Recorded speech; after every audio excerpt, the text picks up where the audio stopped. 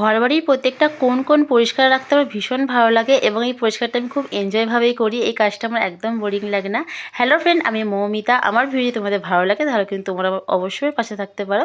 আজ হচ্ছে বুদ্ধ পূর্ণিমা, তার উপরে পয়লা মে, ছেলেদের স্কুলে ছুটি আছে। একটু দেরি করে ঘুম থেকে উঠেছি, তো সেই জন্য ঘুম থেকে উঠেই ঘরদোর পরিষ্কার না করে ভাবলাম যে জামাকাপড়গুলো মেশি হয়ে আছে সেগুলোকে ভালো করে গুছিয়ে রাখি। তারই ফাঁকে ছেলেদেরকে ঘুম থেকে তুলে দিলাম, কারণ ওরা যাবে 9টার সময় ড্রয়িং করতে। আর আগের দিন রাত্রিরে আমি ওদেরকে অনেক পড়া দিয়ে রেখেছিলাম, সেগুলো এখন কমপ্লিট করবে, তারপরে যাবে ড্রয়িং করতে। আর বেসিক যে স্কিন কেয়ার হয় সেইগুলোই ছেলেকে করিয়ে দিলাম। এদিকে আমার বিছানা গোছানা কমপ্লিট হয়ে গেছে। এবার আমি ঘরদোর পরিষ্কার করব। প্রথমে ঝাঁট দিয়ে দেবো। আমি কিন্তু প্রতিদিনই এরকম খাটের তলাগুলো ভালো করে পরিষ্কার করি, করে তারপর কিন্তু ঘরদোর মুছি। এতে কিন্তু মশাটাও বেশ ভালো হয়।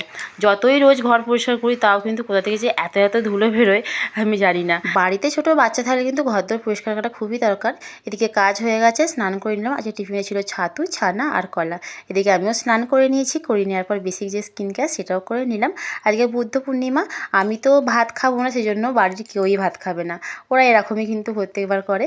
আর আলুর দম করেছিলাম, প্রেসার কুকারেই করে নিয়েছিলাম, আর একটু সম্পাউরি খেয়েছিলাম।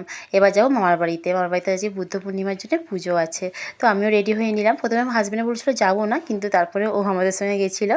এই যে চলে এসেছিলাম মামার বাড়িতে, এখানে হোম হলো, তারপরে খাওয়া দাওয়া করে আমরা কিন্তু রাতে বাড়ি চলে এসেছিলাম।